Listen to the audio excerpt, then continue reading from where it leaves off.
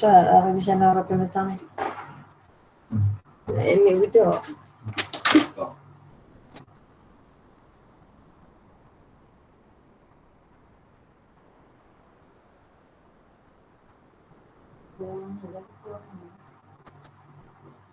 Ada saya sini ya.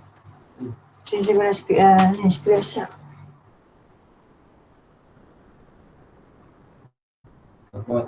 Ibu tak cakap Ibu tak cakap. Punya speaker boleh guna okey tak? Ya.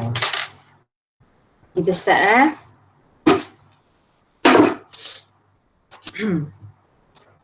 Untuk tajuk 5 air dalam hutan. Okey, clear tak ni Vanisha? Lemak Vanisha, cikgu tak dengar dah suara awak. Ya, cikgu. Okey, nampak tak sekarang ni? Satu skrin. Nampak? Okey, nampak Okey, cikgu akan pergi laju sikit lah sebab bab ni bab yang senang dan hari tu kita dah belajar dah separuh kan dalam pelajaran lepas. Okey, thank you Vanisha. Respon. Okey, untuk bab 5 air dalam hutan, kita akan belajar dalam bahagian ni adalah sifat fizik air. Sifat fizik maksudnya sifat yang kita boleh nampak. Sifat yang mana kita tak perlu buat kajian. Kita tengok pun kita dah nampak dah.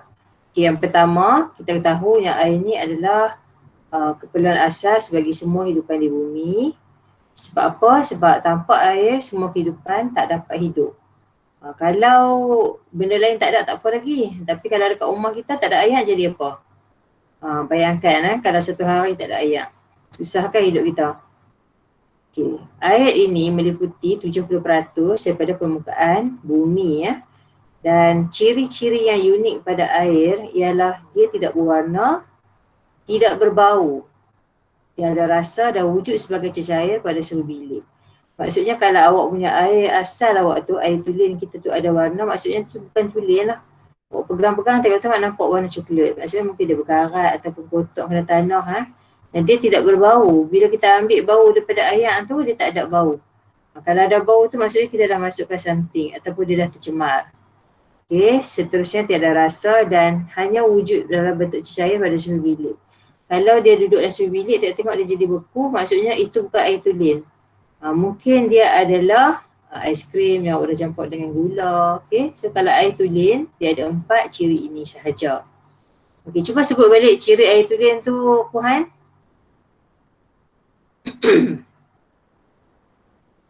Tuhan? Air merupakan keperluan asas bagi semua kehidupan di bumi. Dia punya ciri saja. Ciri air tulen, ada 4 ciri tu. Yang bawah ni.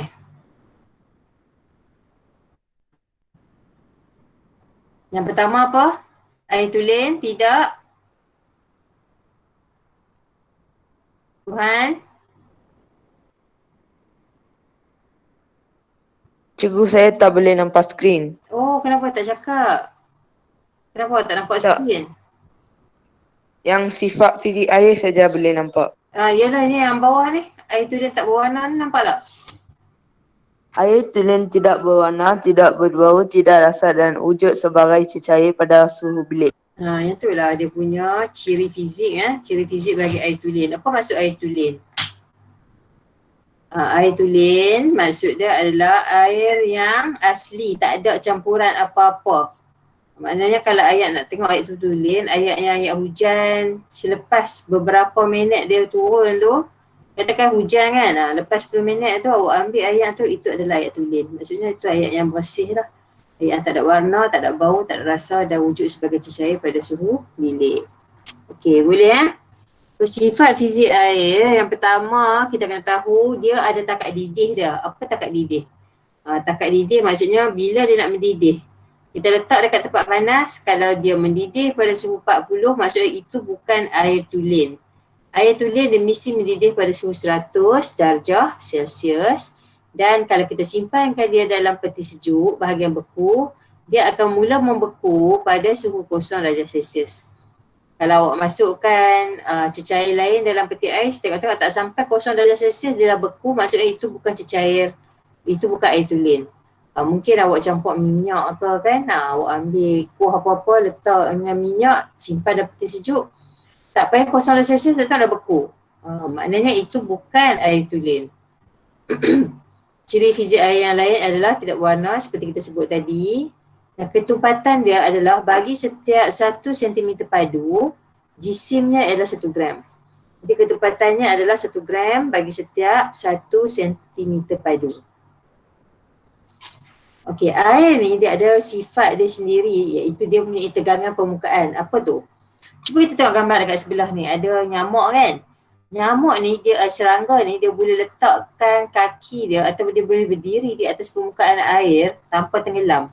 Awak tak boleh lah sebab tegangan permukaan yang ada pada permukaan air tu tak sesuai untuk berat kita. Untuk sekadar berat serangga, berat nyamuk tu, yes, nyamuk dengan serangga boleh berdiri atas tu sebab dia ada tegangan permukaan.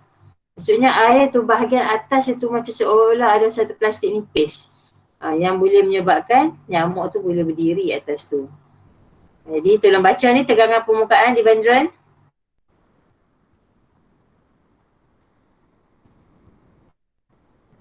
Di Vandran. Ya, cikgu. Baca tegangan permukaan.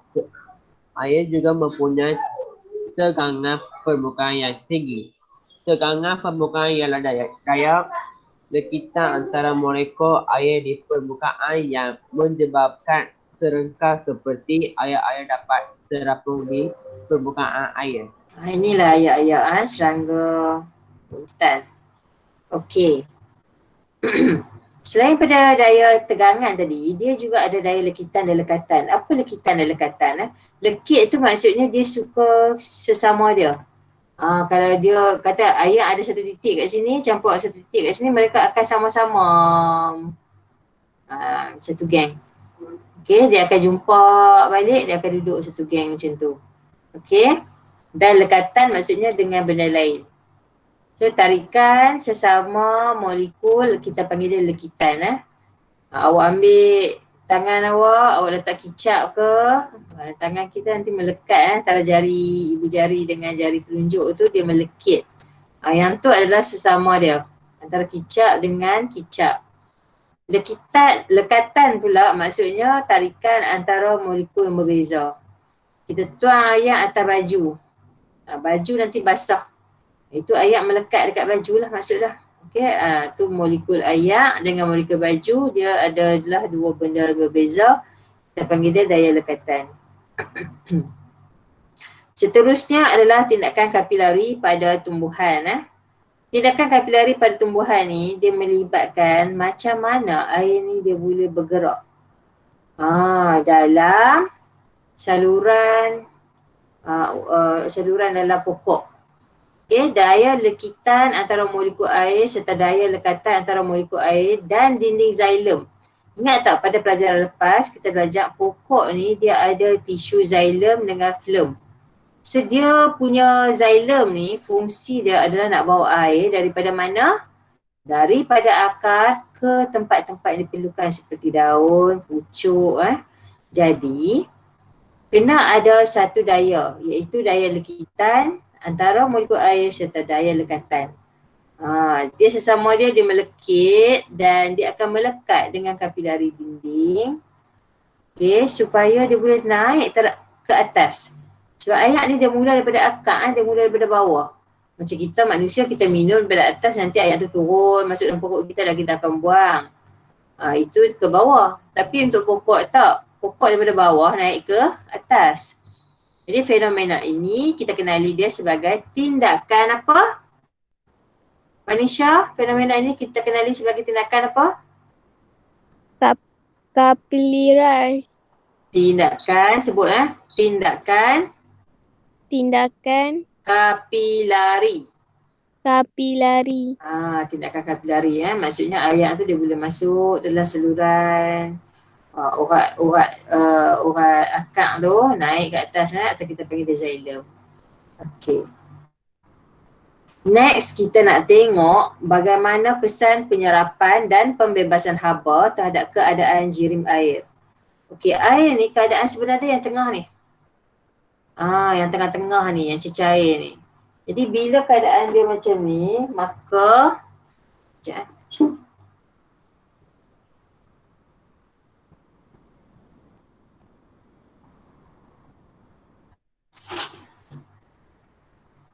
Keadaan dia yang tengah cair tu, maksudnya haba yang diperolehi tu sederhana lah. Okey, tapi kalau kita dapat tambahan haba, daripada cecair ni tiba-tiba kita dapat tambahan haba, maksudnya cecair tu nanti tenaga kinetik dia akan bertambah. Apa maksud dia? Maksudnya nanti cecair tu tak pasti nak duduk diam-diam. Dia mesti akan melompat-lompat. Macam mana tu melompat? Cuba bayangkan kalau awak duduk dalam bilik yang sejuk, okey awak duduk diam kan. Tiba-tiba bilik tu jadi panas. Mestilah awak akan tolak-tolak dinding, tolak-tolak pintu, tolak-tolak kipas-kipas badan. Sebab apa? Sebab tenaga kinetik kita bertambah. Bila semakin panas, tenaga kinetik akan bertambah. Dalam kes air, cecair, tenaga kinetik yang bertambah akan menyebabkan cecair tersebut tersejat ataupun mendidih. Jadilah keadaan seperti ini. Okey. Jadi ini dalam keadaan biasa. Nanti air tu dia akan melompat-lompat. Kenapa dia melompat-lompat? Sebab dia makin panas. Bila yang ke kanan ni maksudnya dia makin panas. Semakin panas.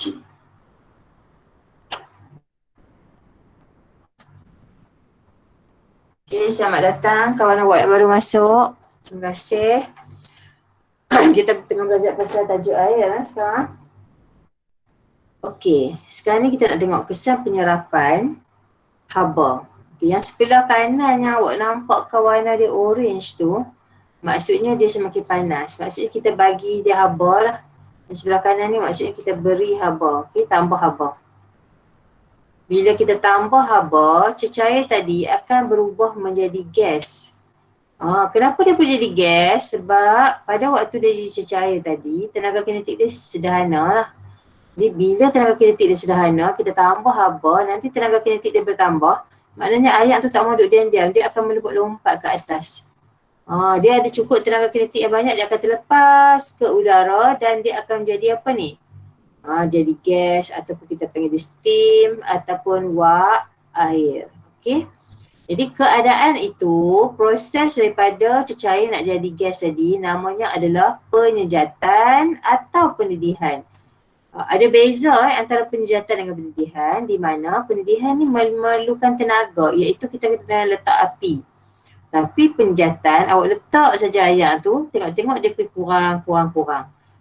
Penyejatan ni mengambil masa yang panjang sebab dia tak memerlukan tenaga yang banyak. Manakala pendidihan memerlukan tenaga dan masa yang diambil untuk nak tukar cecair dari gas juga pendek. Okey, setakat tu. Kemudian kita nak tengok pula kalau kita kurangkan haba. Kita masukkan cecair kita tadi, ke dalam tempat beku. Simpan dalam peti sejuk. Pada waktu ni nanti haba akan dihilangkan. Okay? Haba hilang atau kita panggil haba dibebaskan. Haba hilang ataupun bebas. Yang tadi tu haba tu tambah ataupun serap. Sekarang ni haba tu makin hilang. Masuk dalam peti sejuk, haba makin hilang. Kita letak kat tempat yang beku kat atas tu. Maka apa yang berlaku adalah tenaga kinetik dia akan berkurang menyebabkan dia merapat antara satu sama lain. Cecair tu makin rapat last dia akan jadi pepejal. So pepejal ni sebenarnya adalah apa? Ais yang kita makan, ais cube ke, ais ketul ke, ais batu kita sebut. Semua ais-ais tu adalah benda yang pepejal.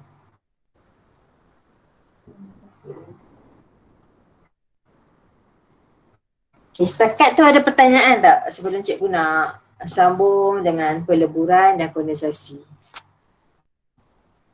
Tak ada Okey, dalam keadaan dia beku tadi, tiba-tiba kita keluarkan daripada peti sejuk.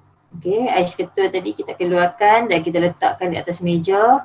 Lama-lama ais ketul tadi tu dia tak boleh kekal dalam keadaan dia beku, dia akan menjadi cair. Inilah yang kita panggilkan prosesnya iaitu peleburan.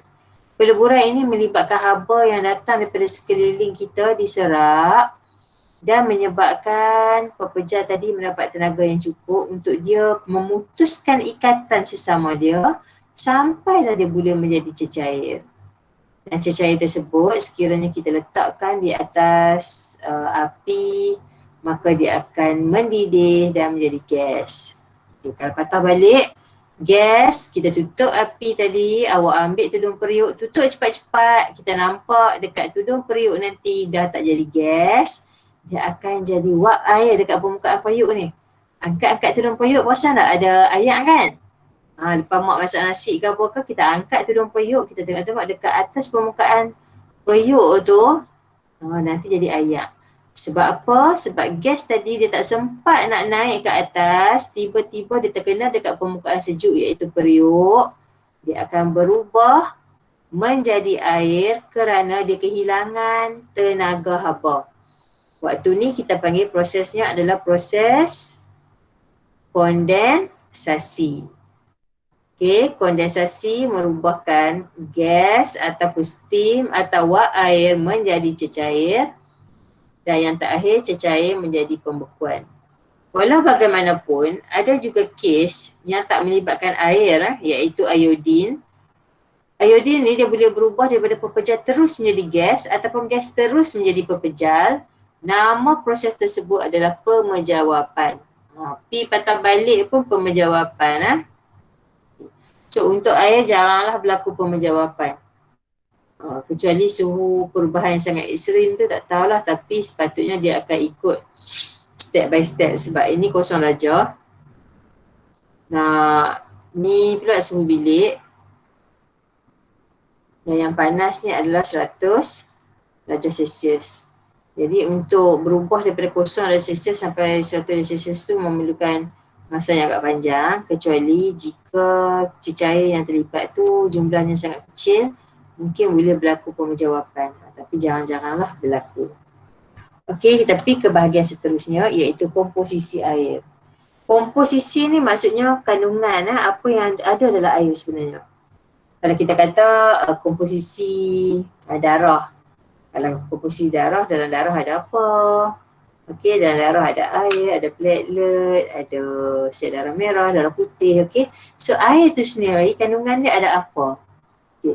Kalau kita tengok dekat sini, awak nampak satu merah dan ada dua putih. Satu yang merah ni dia adalah molekul oksigen. Manakala yang putih-putih ni adalah hidrogen. Ini adalah nama gas tau. Cuba awak bayangkan dua gas hidrogen bergabung dengan satu gas oksigen, hilang sifat gas dia, dia boleh berubah menjadi air. Sedangkan asalnya adalah gas. Hidrogen adalah gas, oksigen pun gas, tapi bila dia bergabung secara kimia, dia akan berubah dan menjadi air. Jadi air merupakan satu sebatian yang terdiri daripada oksigen dan hidrogen yang bergabung secara kimia. Kita boleh menentukan komposisi unsur di dalam molekul air dengan menjalankan elektrolisis. Elektrolisis ni adalah satu proses di mana kita nak bahagikan balik. Dalam air tu ada apa? Kita tengok dalam ayat kosong tu ada apa. So dalam ayat kosong tu sebenarnya ada dua jenis gas. Kita boleh tengok dalam eksperimen ni. Okay, eksperimen ni memang kita tak sempat lah nak buat sebab kita tak masuk sekolah kan. So cikgu akan tunjuk secara maya bagaimana eksperimen ni boleh dijalankan. Di mana kita boleh gunakan dua plate logam kat sini, iaitu yang pertama ni kita gunakan anode. Anode ni disambung dengan bahagian positif. Kalau ni bateri kita, ini adalah positif. So anode, awak ingat anode positif. Manakala cathode pula bersambung dengan terminal negatif. Okay, kita letak ayak dan bila kita on current, rupa-rupanya ayak tu nanti dia akan dihidrolisiskan menjadi bahagian-bahagian dia akan terbahagi. Sebelah kiri ni yang bahagian positif tadi dia akan menjadi oksigen. Dan kita nampak oksigen ni bahagian dia, udara dia, okay, komposisi isi padu dia ni sikit. Separuh sahaja daripada yang sebelah kanan yang negatif yang mengandungi hidrogen. Ini menunjukkan yang nisbah bagi hidrogen kepada oksigen adalah 2:1. Bagi setiap satu oksigen yang terhasil, mesti akan terhasilkan 2 hidrogen. Jadi, formula kimia dia boleh jadi H2O, iaitu ada 2 hidrogen dan ada 1 biji oksigen.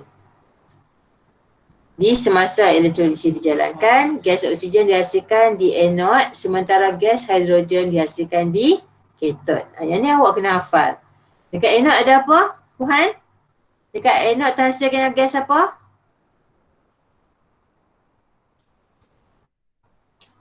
Tuhan, Oksigen. pandai. Dekat positif, terminal positif akan terhasilnya gas oksigen. Dekat terminal negatif pula hasilkan gas apa, Devendran?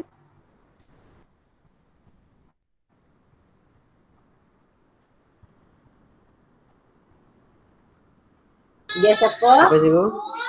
Dekat terminal negatif tu terhasilkan gas apa ni? Cathode. Gas apa? Hydrogen. Hydrogen. Okey, bagus. Kalau dekat positif tadi gas? Gas Oksigen. apa? Gas oksigen. Okey. Berapa oksigen yang terhasil? Berapa bahagian oksigen terhasil?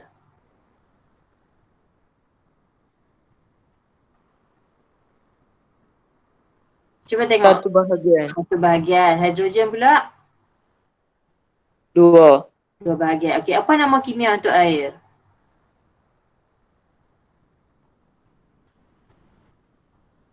Pernah dengar tak orang sebut H2O tu? H2O tu air lah. Okey, boleh? Boleh, Devendran? Boleh cikgu. Okey, thank you. Jadi simbol kimia dia adalah H2O. Sekarang kita nak tengok apakah kesan benda asing terhadap takat lebur, takat didih air.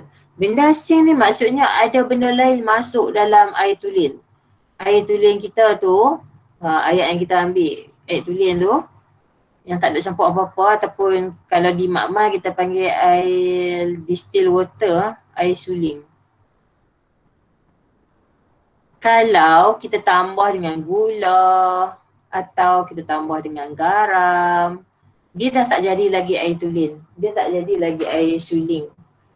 Dia akan memberi kesan kepada takat lebur dan takat didih. Maksudnya sekiranya awak masak lah kat dapur, selalunya mak kita guna ayak, mesti dia akan campur benda lain, santan, gula, garam kan. Jadi akan ada dia punya kesan kepada takat lebur dan takat didih. Jadi kita nak tengok jadi apa. Selalunya garam, kalau kita tambahkan pada air tulen, dia akan menurunkan takat lebur ais. Dia akan turunkan takat lebur ais. Maksudnya air akan mula melebur pada 0 darjah tapi dia akan turunkan takat lebur ais. Maksudnya kena kecil lagi, -1, -2, -3 macam tu. Dan dia akan naikkan takat didih air. Jadi kalau 100 darjah Celsius mungkin tak mendidih lagi air garam. Air garam akan mula mendidih pada suhu 110 darjah Celsius ataupun 105 darjah Celsius. Jadi dia boleh merubahkan takat didih. Takat didih akan bertambah dan takat lebur akan berkurang.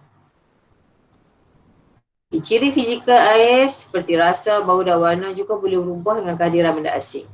Ialah bila dah kita tambah garam, mestilah rasa dia masin. Bau dia mungkin dah lain sikit dah ada garam, dan warna dia mungkin dah tak jadi betul-betul jernih. Okay. Sebagai contoh, air laut berasa masin kerana garam terlarut di dalam air laut. Jadi air laut tu bukan air tulen. Okay, penyejatan pula.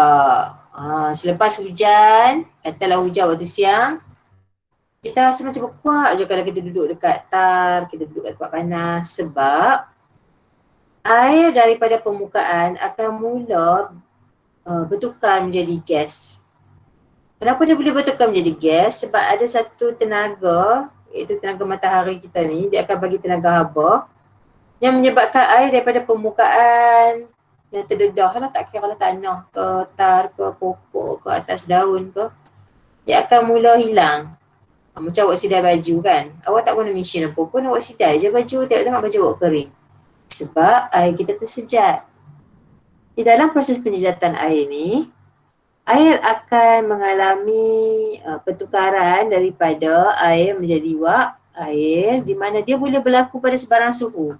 Even panas sangat pun boleh, sejuk pun boleh. Cuma kalau sejuk dia lambatlah nak tersejat. Awak sidai baju dalam rumah pun boleh kering tapi lambat. Kalau kita sidai baju dalam rumah mungkin 2 hari baru betul-betul kering. Tapi kalau kita sidai baju dekat luar rumah, kena panas, dia akan berlaku penjejatan dengan lebih cepat kering. Sebab abang kata penjejatan ni boleh je nak berlaku pada sebarang suhu. Okay, jadi proses penjejatan air ni, baca tu Sarah.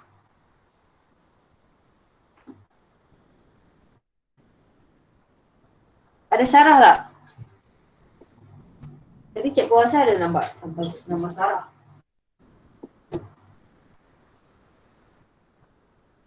Yang macam yang molekul tu air ke? Ya. Molekul air di permukaan mempunyai tenaga kinetik yang lebih tinggi, bergerak dengan pantas dan dapat terlepas ke udara. Okay, thank you Sarah. Maksud tenaga kinetik yang tinggi ni, maksud dia dekat dengan atas ni, bahagian atas ni. Nak compare dengan yang bawah, yang atas ni dah mula nak lompat dah. Sebab apa? Sebab dia dah cukup panas lah nak. Dia punya suhu dah cukup banyak untuk dia nak lompat ke atas.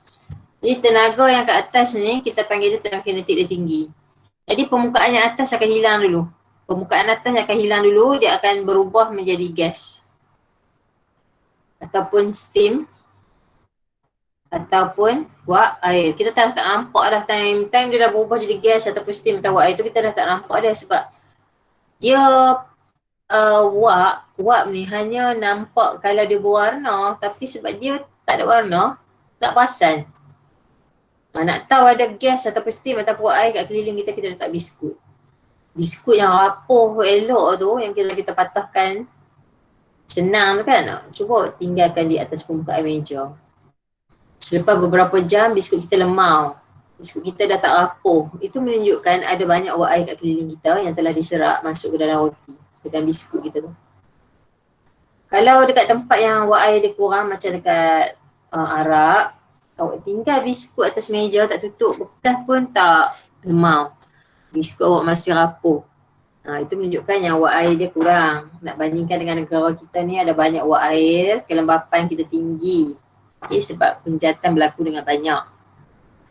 Jadi ada beberapa faktor yang mempengaruhi kadar penjejatan air. Yang pertama adalah kelembapan udara. Kelembapan udara ni meliputi bagaimana kedudukan negara kita lah. Kalau negara tu ada banyak sungai, selalu hujan, maksudnya kelembapan udara kita sentiasa tinggi. Okay. Tempat yang kelembapan tinggi nak compare dengan tempat kelembapan rendah seperti di padang pasir. Di padang pasir lagi cepat kering baju dia. Okay, yang kedua adalah suhu. Jangan risau, walaupun negara kita kelembapan tinggi tapi suhu kita sangat tinggi sebab kita berada di garisan khatulistiwa. Jadi setiap hari kita mendapat cukup matahari, cukup cahaya dan suhu persekitaran kita juga tinggi menyebabkan baju yang kita ampai tu cepat kering. Cuba tengok dia ampai baju macam mana. Nampak permukaan keseluruhan tu banyak kena dekat matahari kan. Jadi cepatlah kering. Cuba bayangkan kalau dia lipat-lipat, baju dia jadi kecil, dia disidai, lambatlah kering. Jadi bila luas permukaan yang terdedah tu banyak, tempat yang basah tu kita bagi dia terdedah, kita sidai bagi besar, jangan lipat-lipat dia, maka dia cepat kering. Seterusnya adalah suhu, dah ada suhu kesedaran tadi. Salah ni bukan suhu kesedaran, ada satu lagi apa. Kita tengok kelembapan udara. Di Bandaran, Kuhan, baca Kuhan. Udara kering mengandungi wap air yang sedikit. Oleh itu, udara kering dapat menambung lebih banyak molekul air yang terlepas dari permukaan air. Jadi kadar penyertaan air meningkat. Kadar penyertaan air meningkat. Kalau kita duduk dekat Arab Saudi, kita duduk kat tempat padang pasir, awak peluh-peluh, tengok-tengok saja peluh awak kering. Di mana peluh tu? Dia tersejat. Ambil. Ada kelas? Okey. Vanisha, baca suhu persekitaran. Suhu persekitaran apabila suhu persekitaran meningkat, molekul air di permukaan memperoleh lebih banyak tenaga bergerak dengan pantas dan mudah terlepas ke udara. Jadi kadar penyertaan air meningkat. Okey, siapa ingat lagi? Tenaga apa yang banyak tadi tu? Yang cikgu kata bila lompat tu, tenaga apa? Abah. Tenaga apa? Bukan. Tenaga apa yang bagi dia lompat-lompat tu? Abah tu yang mai pada matahari kan? Lepas tu dia kena dekat permukaan air, dekat permukaan yang basah-basah macam wak air, dekat rumput ke apa ke, akan menyebabkan tenaga bertambah. Tenaga apa? Huruf K. Ingat balik. Pendidik. Bukan. Tenaga apa? Tenaga ki. Okay, ingat balik. Kinetik. Kinetik. Okey, sebut semua sekali. Tenaga kinetik. Tenaga Kinetik. Okay, jangan lupa tau. Tenaga apa? kinetik. Tenaga kinetik ni maksudnya tenaga yang menyebabkan air tadi tu melompat-lompat. Dia ada banyak tenaga untuk dia bergerak. Okey. Tenaga yang menyebabkan dia boleh bergerak banyak ni yang mai pada atas ni, iaitu tenaga haba. Okey, so tenaga haba menyebabkan tenaga kinetik bagi air bertambah. Okey, bila tenaga kinetik bertambah, maka mudah dia nak terlepas ke udara menjadi wak air. Siapa pula nak baca ni? Siapa boleh baca? Oh. Sarah?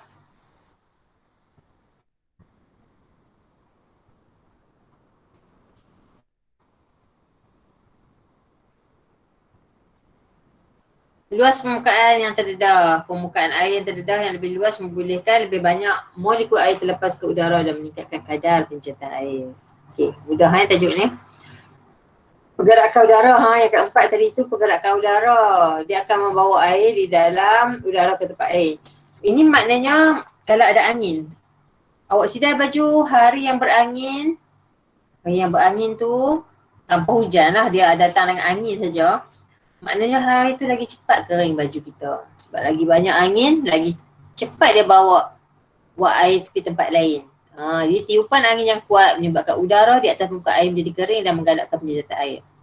Ada hari yang tak berapa panas tapi berangin, baju kita masih akan kering ya. So kita boleh gunalah aplikasi tu dalam kehidupan seharian kita. Katalah hari tu awak tak boleh nak sidai baju kat luar, hujan. So kita boleh sidai bawah kipas, kita letakkan speed kipas tu 3. Jadi baju kita bolehlah kering yang cepat sebab kita tahu yang kalau ada angin maka cepat kering. Okay. Jadi aplikasi dia, cuba tengok ni. Yang pertama ni apa ni? Dia tengah buat apa tu? Keringkan rambut. Kalau kita tahu pengering rambut ni dia punya suhu tinggi dan dia ada kipas. Kipas tu untuk apa? Untuk pergerakan udara. Jadi dia akan bawa air tu ke tempat lain. Yang kedua ni adalah nak buat ikan kering. Ini dekat Kelantan, Terengganu kan ada waktu yang ikan banyak sangat, mereka akan buat ikan kering. Dekat Malaysia, dekat Kedah pun ada. Dekat Perlis, dekat tempat-tempat dekat dengan laut. Untuk hasil laut mereka yang tak dijual secara segar, mereka akan buat ikan kering. Jadi mereka akan keringkan guna cahaya matahari, cepat kering. Nanti bila dah kering, maknanya dia akan guna teknologi sikit lah. Dia letak garam. Dia nak tengok dengan awet macam mana kan. Letak garam, so cepat kering lah. Ni macam mana kita keringkan baju kita.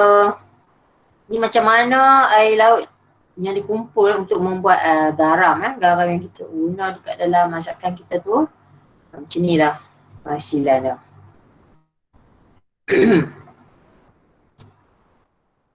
Okey, makanan laut yang dikeringkan. Boleh simpan lama Tak payah takut rosak. Kalau ikan biasa, kalau kita simpan mungkin akan rosak sebab dia ada ayak. Bila ada ayak, mikroorganisma boleh hidup. Kalau ikan kering, dia punya garam Semua akan mati. Nanti organisma akan mati. Pandai. Okay, cikgu nak masuk bahagian seterusnya 5.2, larutan dan kadar keterlarutan. Boleh? Cikgu nak habiskan bab 2 ini ya. Okay, kita nak fahamkan apakah yang dimaksudkan dengan zat terlarut, pelarut dan larutan. Zat terlarut ni adalah benda yang kita nak bagi dia larut. Dia boleh jadi gula. Okay. Zat terlarut ni boleh jadi apa? Gula ke, garam ke. Apa lagi yang kita nak larutkan dalam air? Milo. Okay. Zat terlarut tu benda yang kita nak larutkan dalam air. Pelarut pula adalah air tu sendiri lah. Kita nak guna air apa? Nak guna minyak ke? Nak guna air ke? Okay. Pelarut adalah air, tak nampak tutup balik. Nampak tu. Dan selepas kita campur dah campur dah air dengan gula ke, air garam ke, hasil dia tu kita panggil larutan. Larutan ni adalah campuran antara cecair dan zat terlarut. Okey, sekali lagi ya. Zat terlarut, contohnya garam ke gula ke, bila kita tambah dengan pelarut, dia akan jadi larutan. Ini adalah term yang awak kena hafal. Walaupun awak rasa macam nak sama, tapi awak kena bezakan betul-betul. Okay. Oleh itu, gula ialah zat terlarut dan air ialah pelarut. Okay, kalau kita guna Milo, Milo adalah zat terlarut lah. Milo kita masukkan dalam air panas. Air panas kita tu adalah pelarut. Sebab dia boleh melarutkan air Milo. Hasil dia kita akan dapat air Milo kan. Air Milo kita tu adalah larutan. Okay. Dalam bahasa Inggeris dia panggil solution.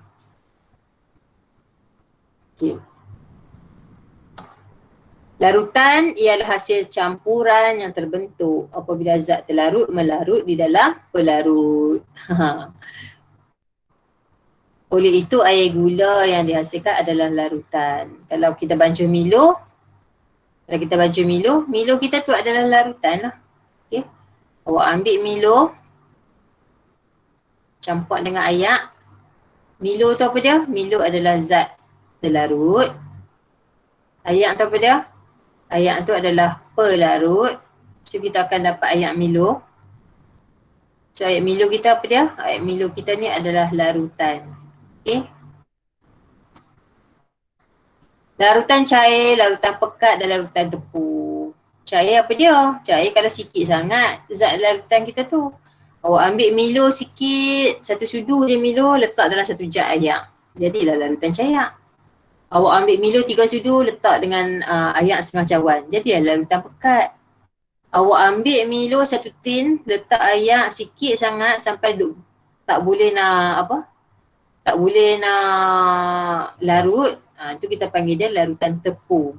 Okay, larutan tepung maksudnya dah tak berupaya untuk melarut. Laju sangat. Baca ni, Puhan. Larutan cair. Larutan cair, larutan pekat dan larutan tepung. Kuantiti terlarut di dalam suatu larutan mempengaruhi kepekatan larutan tersebut. Larutan yang dihasilkan boleh dikelaskan sebagai larutan cair, larutan pekat dan larutan tepung.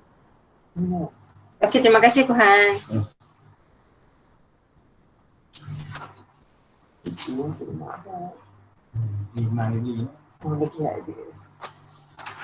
Okey, kita nak bandingkan antara larutan cair, pekat dan tepung.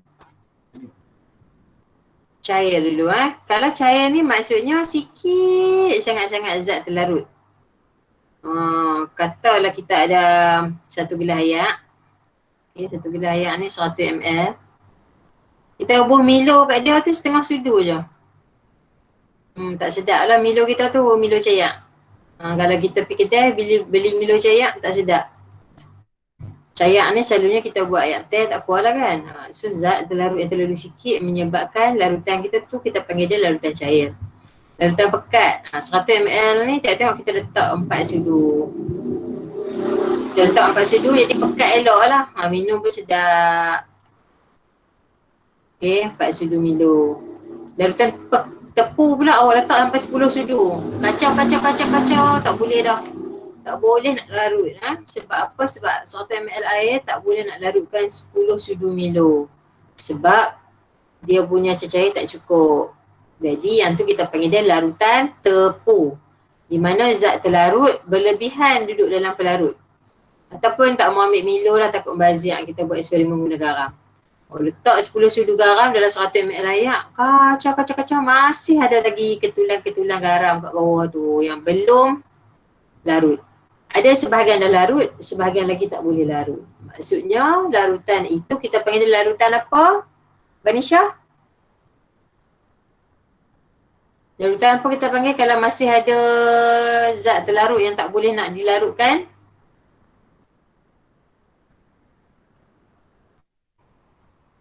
Larutan apa kita panggil?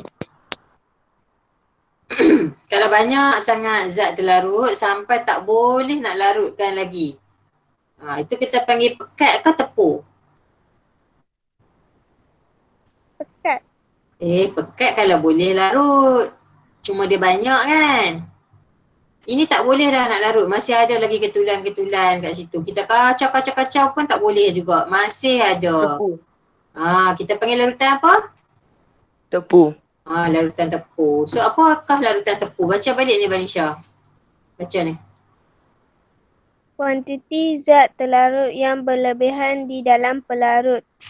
Tidak boleh melarutkan zat terlarut lagi dan menghasilkan mendakan. Mendakan tu maksudnya yang bawah-bawah tu. Yang ketul-ketul yang tak boleh nak cair lah. Okey. Boleh beza tak antara cair, pekat dan tepu? Boleh. Boleh ya. Okey. Larutan dan ampaian. Larutan maksudnya adalah campuran jernih yang terhasil apabila zat terlarut larut dalam pelarut. Manakala ampaian adalah campuran keruh.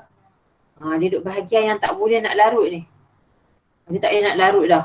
So kita panggil dia ampaian lah. Bukan ampaian baju yang awak dah ampai tu. Ni ampaian campuran keruh yang terbentuk daripada zat terlarut yang tak boleh larut dalam pelarut.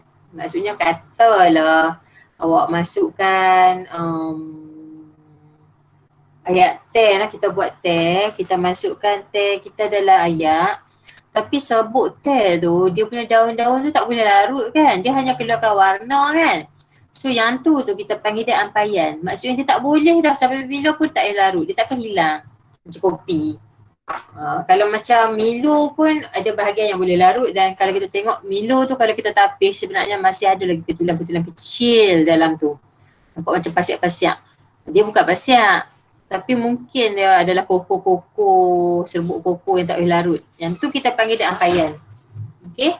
Jadi kalau katalah ayak kita masukkan dalam tanah, kita masukkan dalam ayak, kacau, dapatlah macam ayak Milo tu. Kalau kita tapis, kita tengok ada pasir. Pasir tu lah yang kita panggil dia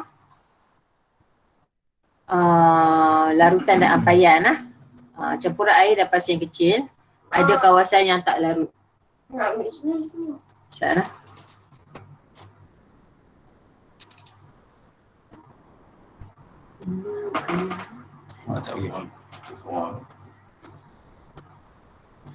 Okey, tepi ke larutan. Siapa nak baca ni? Sarah baca, Sarah.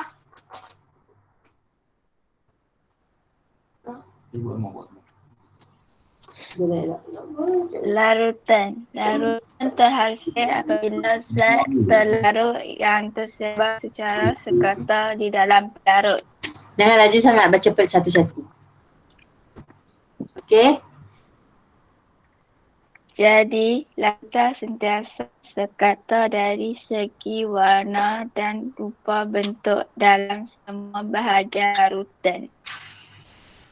Walaupun campuran air dan hablur kuprum sulfat menghasilkan larutan yang berwarna, warna campuran yang seragam menyebabkan larutan tersebut kelihatan jernih.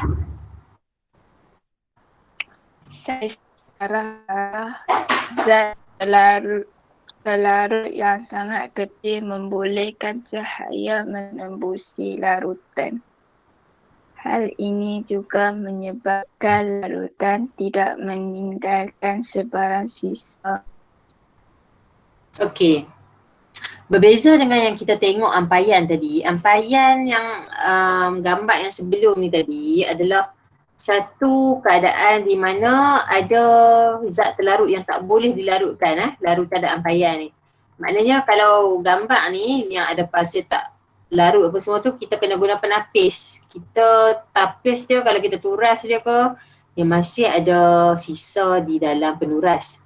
Berbeza dengan larutan yang boleh melarutkan keseluruhan zat terlarut, kita akan dapat satu larutan yang warnanya jernih di mana saiz-saiz zarah yang sangat kecil itu membolehkan cahaya menembusi larutan. Kita ambil contoh senang lah. Kita ambil macam kata ayat teh. Ayat teh kita buat kan dia jernih kan. Maknanya cahaya masih boleh masuk. Kalau kita tak dalam cawan yang warna dia kaca jernih tu, kita masih boleh nampak kat bahagian belakang tu ada apa. Ini menunjukkan yang larutan tadi tu dia tak ada sisa ketika dituras. Kalau ada ampaian macam ayat kopi ke Milo ke, yang tu bukan yang ni kita cerita tentang zat terlarut yang tersebar secara sekata di dalam pelarut. Ni ampaian. Nampak Milo ke, susu ke, kopi ke, warna yang dihasilkan tu menyebabkan cahaya tak boleh nak tembus. Kalau kita letak dia kat tempat ada cahaya, kita dah tak nampak dah bahagian belakang susu tu ada apa. Kalau kita letak image kat belakang tu, awak letak duit shilling ke apa ke, kita tak boleh nak teka ada apa kat belakang. So yang ni kita panggil dia ampaian sebab dia keruh. Terdapat zat terlarut yang tidak melarut dalam pelarut. Even kita nampak warna dia macam tu, kita kacau-kacau pun kita rasa macam tak ada dah ketul-ketul kan. Tapi kalau kita turas, sebenarnya masih ada bahan yang akan tertinggal di dalam kertas turas tersebut. Contoh macam ni adalah serbuk kapur. Kita kacau-kacau dalam air nampak macam susu kan, tapi sebenarnya ada bahagian yang tidak terlarut. Di saiz zarah ampaian yang terlalu besar akan menghalang cahaya menembusi dan akhirnya nanti dia akan mendak di bahagian dasar meninggalkan sisa apabila dituras. Jadi kalau Milo ke susu ke, kalau kita tinggal lama atas meja, lama-lama kita nampak atas jernih, yang bawah tu dia gelap sikit ataupun dia lebih pekat. Sebab apa? Sebab zarah-zarah yang terampai yang berat akan turun ke bawah. Yang ni kita panggil ampaian. Okay. Bukan ampaian nak baju tu tau, tak sama tau. Ni ampaian untuk larutan yang tak boleh melarut sepenuhnya. Okey, kita masuk ke term yang seterusnya, terma yang seterusnya iaitu keterlarutan. Keterlarutan. Keterlarutan suatu bahan ialah kuantiti maksimum zat terlarut yang dapat dilarutkan dalam 100 ml air pelarut pada suhu tertentu. So ada beberapa faktor kadar keterlarutan, macam mana dia boleh melarut dengan banyak ke sikit ke. Dia bergantung kepada yang pertama pada suhu, yang kedua pada kadar kacauan. Maksudnya katalah kita letak gula, kita guna yang ais, kita biar aja maka dia lambat nak larut. Tapi kalau awak letak air panas, letak gula, cepat larut. Sebab apa? Sebab suhu yang tinggi menyebabkan kadar keterlarutan tinggi. So kalau kita guna suhu 40 darjah mungkin tak okey. Kalau kita guna suhu 100 darjah Celsius bagus. Sebab apa? Sebab dia punya kadar keterlarutan tinggi. Yang kedua, kalau awak guna suhu bilik, ayat gula suhu bilik, tapi yang satu tu awak biar je, tak payah kacau. Satu lagi awak kacau. Yang tak kacau tu dia lambat. Yang tak kacau tu lambat. Tapi kalau kita kacau, maka dia cepat melarut. Ambil sudu, kacau dia. Cepat je hancur gula tu, hilang, tak nampak dah. Sebab apa? Dah larut dalam air. Dan yang ketiga adalah saiz zat terlarut. Awak ada gula, satu gula ketul besar-besar ni, satu lagi gula kecil. Yang kita beli macam dekat pasar raya tu kan, kecil-kecil je, macam kita guna gula untuk letak dalam air Milo kita ke kan. So yang kecil-kecil ni dia cepat terlarut dan yang besar ni dia lambat terlarut. So saiz zat terlarut iaitu gula atau garam memainkan peranan untuk dia cepat larut ataupun tidak. Kalau kita orang yang masak masakan panas-panas, masak kari ke apa-apa, sebaik-baiknya kita guna garam yang halus sebab kita tak memasukkan garam kita lebih awal. Masuk awal tak bagus sebab nanti dia boleh ada tindak balik kimia kan. So kita kalau boleh kita tutup api baru kita nak tabur garam. So kalau kita tabur garam, kalau boleh kita guna garam yang saiz dia sangat kecil supaya dia mudah terlarut. Okay, so kita boleh aplikasi dah dalam kehidupan seharian kita. Faktor-faktor yang mengaruhi kadar keterlarutan.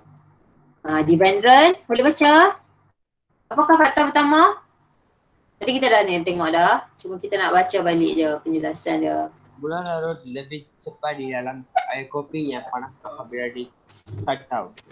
Suhu dan kadar kacauan yang tinggi menyebabkan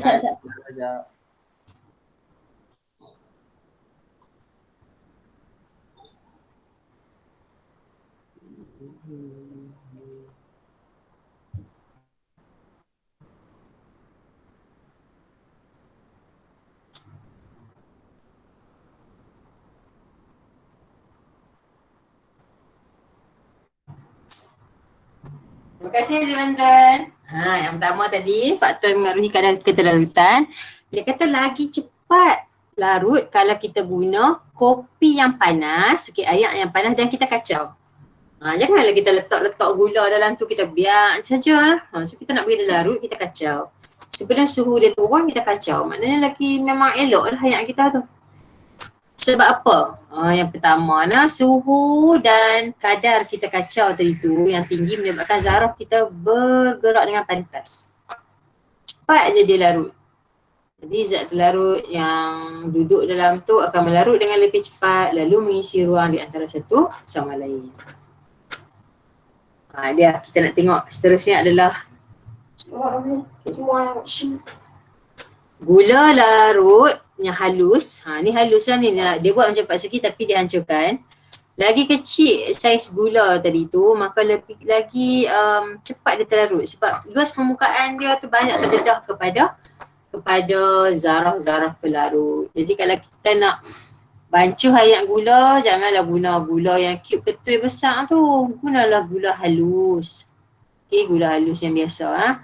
Nak lagi cepat larut, mesin gula tu. Buat macam gula icing. Lagi cepat dia larut. Okay. Seterusnya kita nak tengok colloid. Apa tu colloid?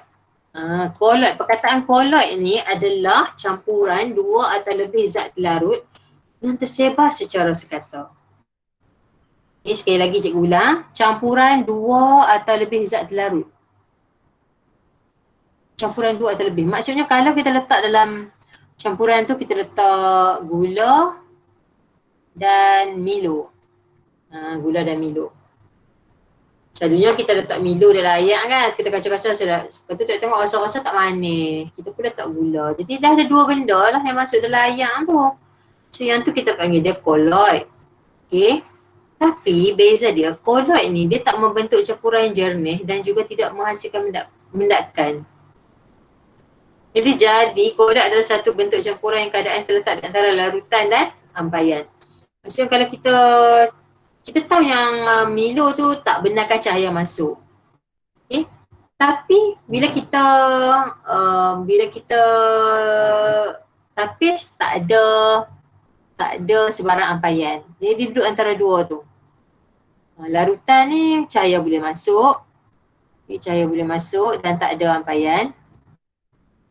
Cahaya boleh masuk. Yang ni cahaya tak boleh masuk. Tapi tak ada ampaian.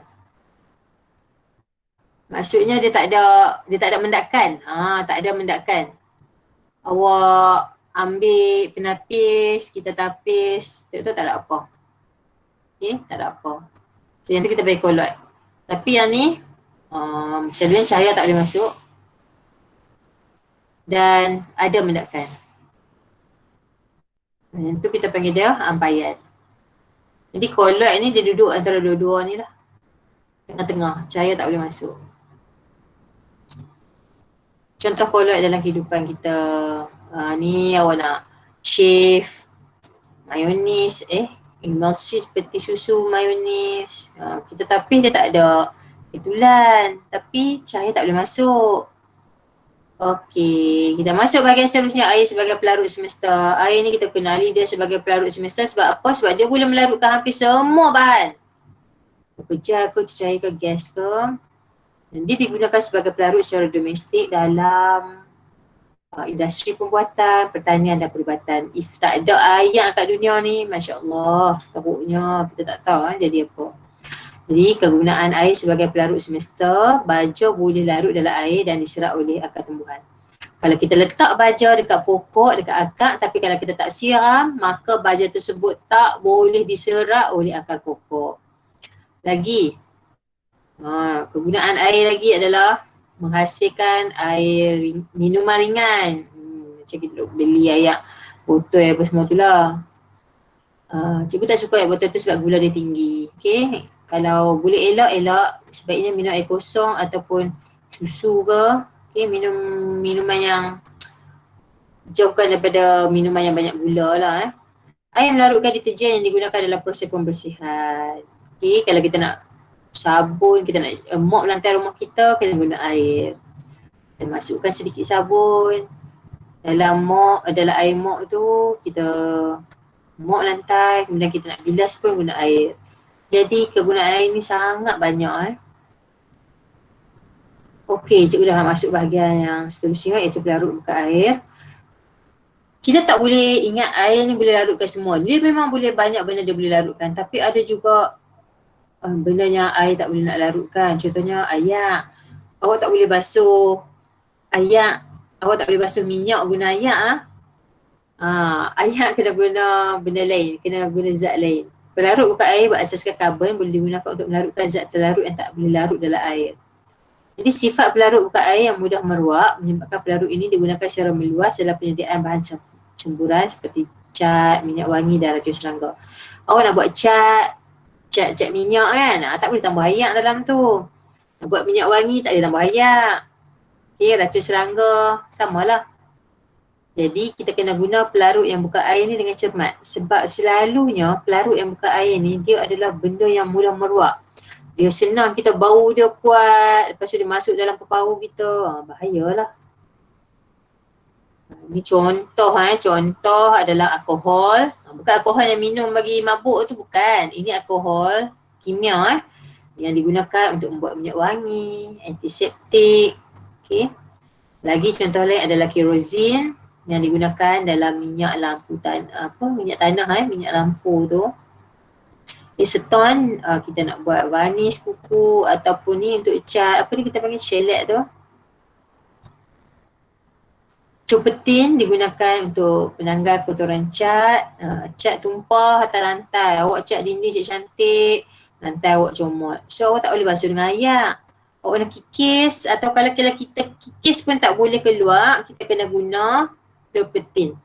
Okay, atau kita panggil apa yang bahasa kampung dia tu.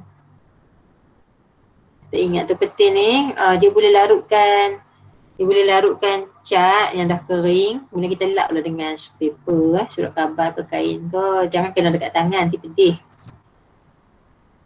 Okay, lagi contohnya heater di mana dia boleh ekstrak minyak. Ni yang terakhir, okay, pembersihan dan pembekalan air. Cikgu kena habiskan bab ni hari ni sebab minggu depan kita kena masuk bab baru. Okay, kita masuk bab baru lah. Okay, pembersihan dan pembekalan. Maksudnya kita ada hari apa satu lagi ya? Sains ada hari apa? Hari Khamis ada tak? Turun respons hari Khamis ada tak? Oh, sepatutnya Ahad semalam kan? Ahad kita cuti. Vanisha, bila lagi sains? Sekejap cikgu dah tengah tengok. Cikgu rasa hari Ahad lah. Dah tertinggal lah semalam. Hari Ahad cuti. Ahad cuti kan. Sebab tu cikgu kena habiskan juga sebab minggu depan kalau ikut kita dah kena masuk bab 6. Jadi cikgu kena pergi laju sikit lah nak. Kalau tidak Ahad dengan Selasa je ada sains. Itulah Ahad dengan Selasa je kita ada sains. Jadi kalau dah macam tu, cikgu habiskan jugalah nak. Okay. Kita ada masa sikit lagi, cikgu habiskan pembersihan dan bekalan air. Okey, kaedah nak bersihkan air. Sebenarnya yang masuk dalam pili dalam pipe kat rumah kita tu, air tu air dah bersih. Okay. Sebenarnya kalau nak ikutkan ayat yang ada kat bumi kita ni, dia ada banyak benda asing. Mikroorganisma ada bahan terlarut. Apa dia benda asing? Ada garam, ada bahan kimia, mungkin karat, benda-benda yang kotak-kotak, ada kuman. Okay. Takkan kita nak guna ayat longkang, ayat sungai tu untuk kita nak mandi. Jadi kita perlukan kaedah pembersihan air yang sepatutnya, iaitu air perlu dibersihkan dan dirawat. Rawat tu maksudnya kita nak buang kotoran dan buang kuman. Supaya kita boleh minum, kita boleh masak air tu dan kita minum. Kita tak mahu air yang kita dapat tu air yang tercemar dan nanti boleh membawa penyakit kepada kita. Jadi apakah istilah air yang bersih tu? Maksud dia adalah air tu dah tak ada bau. Kita ambil buka ayat pet, kita tengok ada bau bangkai, bau tikus, ya Allah. Mesti dah tak mahu kan. So lepas tu kita tak mahu ada rasa yang pelik. Letak ayat tu dekat lidah kita, pasal apa rasa masing-masing ni. Pasal apa rasa macam, kita tak mahu macam tu.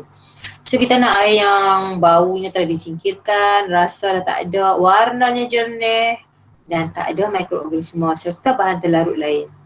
Yang selalu masuk dalam paip ayat kita ni karat lah. Kadang-kadang mungkin paip tu leaking ataupun ayat tanah, ataupun bila mereka baiki paip besar lah, masuk tanah, terjatuh tanah, masuk dalam rumah kita. Habis kalau kita basuh baju, habis baju. Tapi tak apalah, sekurang-kurangnya lagi banyak air bersih kita dapat daripada air kotor.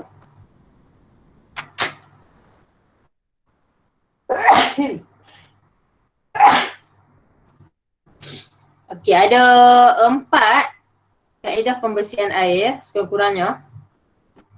Yang pertama adalah pendidihan. Ayat yang masuk dalam rumah kita, kalau kita nak bagi mati kuman, kita kena didihkan dia, masakkan dia sampai dia mendidih 100 darjah Celsius. Kita tutup api, sejukkan, baru boleh minum. Nanti kuman-kuman mati. Pengklorinan. Pengklorinan ni dilakukan di pusat rawatan air lah, bukan di rumah kita. Maksudnya ayat yang masuk dalam rumah kita tu dah ada klorin. Cuma kita kena faham lah, klorin ni memang betul kuman boleh mati. Tapi klorin yang berlebihan boleh menyebabkan kesan kepada manusia. Kita sendiri boleh kena penyakit sekiranya klorin tu berlebihan. Terima kasih ada yang baru masuk. Masuk lewat sikit tak apalah daripada tak masuk langsung. Okay, seterusnya adalah penurasan di mana kita boleh memisahkan benda asing terampai daripada cecair. Mungkinlah kalau kita tak ada sangat ayak, kita masuk dalam hutan, kita terpaksa nak guna ayak, kita gunakan kaedah penurasan. Ambil bawa penuras, cengkain turas, kertas turas tu, kita lipat 3, kita tuang ayak tu, ayak akan menitik dan benda-benda asing akan terampai di dalam penuras. Penuras ni dia tak macam penapis ada banyak lubang kan. Penuras lubang dia tu dalam kertas tu lah, kertas penuras tu lah. Jadi maksudnya dia punya molekul yang masuk tu molekul yang kecil saja yang boleh. Jadi benda yang terampai akan tertinggal di dalam kertas turas. Okey, penyulingan pula adalah menyingkirkan benda yang terampai, di mana penyulingan ni kita gunakan kaedah pendidihan. Kita hanya kutip dia punya wak air sahaja. Bayangkanlah awak masak ayak, wak ayak tu dekat turun payuk, dekat turun payuk tu saja awak guna untuk minum. Yang tu adalah kaedah penyulingan. Yang tu lah yang paling bersih lah pada ikut lah. Tapi kaedah tu memerlukan banyak tenaga, banyak kos. Okay. Macam mana kita nak selesaikan masalah kekurangan bekalan air negara kita? Betul lah sebab kita punya hujan yang banyak. So, bila hujan kita banyak, maknanya kita ada banyak sumber air yang kita boleh guna. Air kita ni duduk kat mana bila hujan? Dia akan duduk kat hutan. Okay. Dia akan disimpan di empangan. Tapi ada negara yang tak ada hutan. Hujan air tu terus masuk longkang, masuk sungai. Contohnya Singapura. Bukit dia sikit, bukit dia kecil. So bukit yang kecil tu tak boleh nak simpan air pun. Jadi bekalan air dia yang terhad tu memerlukan dia minta tolong negara kita. Okey, minta tolong negara kita, air daripada Johor akan pergi dekat mereka lah. So untuk nak backup air daripada Johor tak cukup ke apa, Mereka menggunakan teknologi moden untuk kita semula air kumbahan supaya dapat digunakan sebagai air minuman dan kegunaan industri. Dengar macam ngeri je kena minum air kumbahan kan. Tapi mungkin mereka dah ada satu teknologi yang moden. Mereka boleh guna balik air untuk minuman dan kegunaan industri. So, syukur kita duduk kat Malaysia, kita minum air yang bersih yang datang daripada sumber air hujan yang cukup. Okay. So taklah kita fikir nak guna air kumbahan untuk digunakan sebagai air minuman. Tapi mungkin Singapura dah cukup teknologi mereka dah kaji balik ayat yang terhasil tu, mereka dah buat lab test, ada lagi tak benda yang kotak masuk ke apa, mungkin mereka dah tengok benda tu betul-betul bersih, so dia bolehlah digunakan sebagai air minuman dan kegunaan industri. So nama dia punya projek adalah NE Water.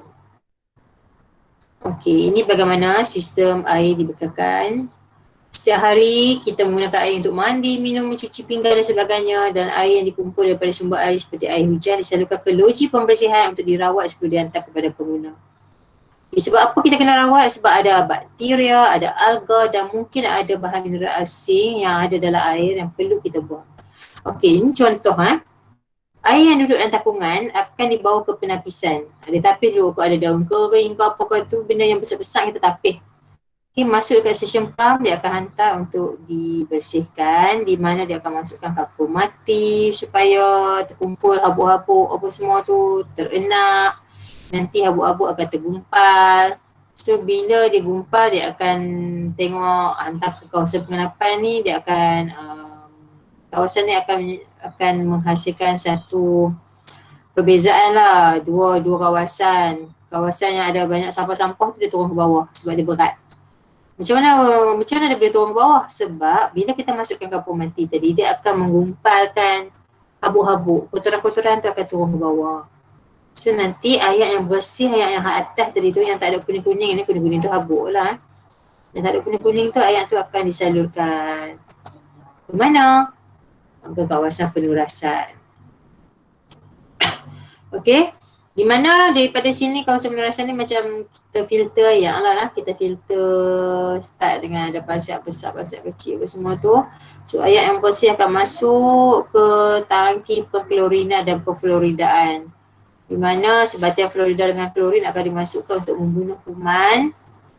Dan air tadi tu akan dihantar ke tangki air bersih sebelum dipam untuk disimpan dan dihantar ke rumah kita. Macam tu lah cerita dia. Bukannya air tu mai daripada air hujan ke, daripada sungai ke, ataupun dalam paip kita lah. Ada banyak dia punya proses sebelum nak sampai dekat kita. So bersyukur kerana air kita banyak dan kita ada teknologi yang cukup hebat untuk menghasilkan air yang bersih sebelum kita gunakan. Okey, siapa nak baca ni? Siapa baru masuk tadi? Siapa yang baru masuk tadi? Boleh tak baca? Tak nampak lah siapa yang baru masuk tadi. Okey, penapisan dan fungsi. Apakah fungsi penapisan?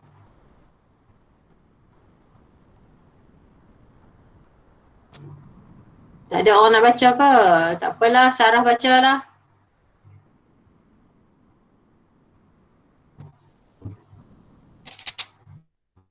Sarah. Baca proses penapisan dan fungsi dia. Ni Sarah baca, ni Kuhan baca. Kat bawah ni Devendra baca. Proses penapisan menyingkirkan benda asing seperti ranting kayu dan daun. Okey, pengoksidaan, Kuhan? Pengoksidaan menambahkan kandungan oksigen di dalam air untuk menghilangkan bau dan rasa yang kurang menyenangkan. Kita tambah oksigen dan kita nak singkirkan bau serta rasa yang kurang menyenangkan. Thank you Sarah dan Kuhan. Okay, Devendra sambung penggumpalan. Alum dimaksudkan supaya gara-gara lumpur bergumpul dan tenggelam. Bergumpal. Tenggelam. Kapur mati kalsium hidroksida ditambah untuk mengurangkan asid air. Air kita ni sebenarnya air yang berasid. Air hujan yang turun, air berasid. Okay, jadi kita nak kurangkan keaksidan air, kita kena tambah dengan kapur mati. Kapur mati ni nama bukan saintifik nama saintifik dia kalsium hidroksida, supaya air kita tu jadi pH dia tu pH normal. Okay, dia neutral. Jadi kita masukkan alum supaya zarah-zarah lumpur ke kotak-kotak habuk-habuk tu dia akan jadi ketui macam bola. Okay, bila dia ketui macam bola dia akan berat, dia akan turun ke bawah, dia tenggelam. Jadi proses seterusnya, Vanisha baca tiga-tiga tu Vanisha. Pengenapan. Bahan terampai mendadak di dasar tangki. Mendak tu maksudnya turun ke bawah. Dia Okay. tangki, dia turun ke bawah. Mendak. Penurusan. Penurasan. Menyikirkan bendansing dengan penapis pasir. Pengklorian dan pemfluoridan. Pengklorinan Dan pemfluoridan. Klorin dimasukkan untuk membunuh mikroorganisma di dalam air. Natrium fluorida dimasukkan untuk mengelakkan perebutan gigi. Klorin kita masuk untuk nak bunuh mikroorganisma. Pasal tak kalau kita mandi air kolam, bau macam klorin kan? Mandi katalah mandi kat hotel ke, bau macam klorin sebab air kolam tu dia akan recycle, dia akan tapis dan dia nak bagi kuman-kuman mati, dia akan letakkan klorin. Jadi lepas kita mandi, kita kena bilas dengan air biasa balik. Sebab selalunya klorin dia tinggi sebab nak bunuh kuman. Maybe ada orang termuntah dalam tu, ada orang terkencing, ada orang terbuang air besar ke. Dia pun tapis dan dia pun nak bagi mati kuman, so kena guna klorin. Manakala natrium fluorida pula dimasukkan untuk mengelakkan perebutan gigi. Okey, kelestarian air dah nak masuk bahagian akhir. Sungai merupakan sumber air utama di Malaysia, di mana kalau kita tengok sungai kita ni dia jadi macam seolah-olah satu tempat orang duk buang sampah. Buang benda-benda yang tak elok. Selalunya sungai ni dia dekat dengan kilang-kilang. Jadi sedih sangat sebab ada kilang yang tercemar dan ada manusia yang sengaja membuang lebihan sisa kilang dia ke dalam air. Jadi proses-proses pembangunan, penasrian pertanian ni merupakan punca utama kepada pencemaran air. Jadi kita kena tengok lah, kena bertanggungjawab lah orang yang mengendalikan kilang, kena sentiasa bertanggungjawab supaya tak berlaku seperti dalam gambar ni. Geli tak? Bayangkan kita kena minum air sungai tu, geli tak? Potong kan? Geli. Cuba bayangkan air tu lah dia nak guna untuk nak tapis sampai kat kita. Lepas tu kita pergi cemarkan. Sekadar pencemaran daripada, sekadar kotor air tanah boleh fikir lagi tapi kalau kotor disebabkan bahan kimia, najis daripada hasil pertanian, najis haiwan, itu sangat-sangat tak boleh terima lah kalau segeli sangat kotor. Jadi pencemaran ni dia bermula dengan bahan buangan domestik. Ada orang buang sampah, buang pampers, buang tisu, buang apa semua masuk dalam sungai. Ada yang buang bahan buangan industri, bahan kimia dalam pertanian, baja, racun serangga, masuk dalam air. Kotor kita guna. Ada juga kalau tumpahan minyak selalu di laut lah. Di laut kapal bocok ke apa ke, so minyak dia tumpah. So bahan buangan domestik ni sepatutnya kita kena kendalikan dengan betul. Masukkan atau sampah, ikat elok-elok, nanti MDKP mai kutip, dia buanglah kat tempat dia. Yang kita pergi buang dalam sungai tu pasal apa? Sungai bukannya tempat buang sampah. Kita sepatutnya kena naikkan taraf sistem pembetulan di seluruh negara supaya kita tak ada lah sampah yang masuk dalam laut. Didik masyarakat tentang cara pembuangan sampah yang betul. Ada pampers pergi dekat Bukit Uah ke tempat-tempat mana peranginan, tinggal kat situ pampers. Tak boleh lah. Bahan buangan industri pula kita kena kuasakan undang-undang supaya air yang masuk dalam sungai tu telah dirawat. Air yang dirawat. Jadi kena ada undang-undang yang sesuai, iaitu contohnya undang-undang kualiti alam. Jadi undang-undang ni lah yang akan bantu supaya kurangkan pencemaran air daripada industri. Seterusnya adalah bahan kimia dalam pertanian. Kalau kita tengok kita beli sayur, kita beli buah dengan sayur kita tu elok je, tak ada lubang kan. Besar elok je sebab apa? Sebab mereka menggunakan racun serangga berkala. Jadi bila mereka gunakan racun, memang betul daun-daun, sayur, pokok kita dapat tu elok. Tapi bila hujan, air racun apa semua tu dia akan mengalir masuk dalam sungai. Ni benda ni akan menyebabkan pencemaran. Okay, racun kan benda yang tak elok. Entah mau bagi ulat makan, tapi benda tu ada kesan dia. Jadi sepatutnya kita kena bagi didikan lah kepada petani untuk menggunakan baja dan racun yang bersifat terbiodegradasi. Terbiodegradasi ni maksudnya dia mesra alam. Okey, macam tumbuhan minyak dalam laut pula. Kita boleh membendung dan memungut tumbuhan minyak di laut menerusi rancangan kontingensi. Bayangkanlah kalau kapal tu pecah, tumbuhan minyak berlaku, bayangkan banyak mana hidupan dalam laut akan terkesan. Jadi perlu ada pengawasan melalui udara, kerjasama unit udara. Mungkin ada drone dekat laut, nak tengok kat mana ada tumpahan, cepat-cepat pergi cuci balik. Okey, habis. Ada soalan tak setakat tu? Usaha ni habis untuk bab larutan, untuk air. Minggu depan kita akan masuk asid alkali lah, bab 6. Cikgu harap awak boleh buat latihan. Sekejap lagi cikgu akan bagi muka surat beberapa latihan. Nota tak payah buat dah. Kita buat latihan saja hari ni. Latihan daripada buku teks. Okey? Terima kasih semua yang ada hari ni. Cikgu ucap tahniah kerana awak duduk dengan cikgu 1 jam suku lebih kurang. Okey? Terima kasih. Okey, kita jumpa lagi minggu depan hari Ahad lah. Okey, bye-bye semua. Bye-bye. Bye. Sama-sama.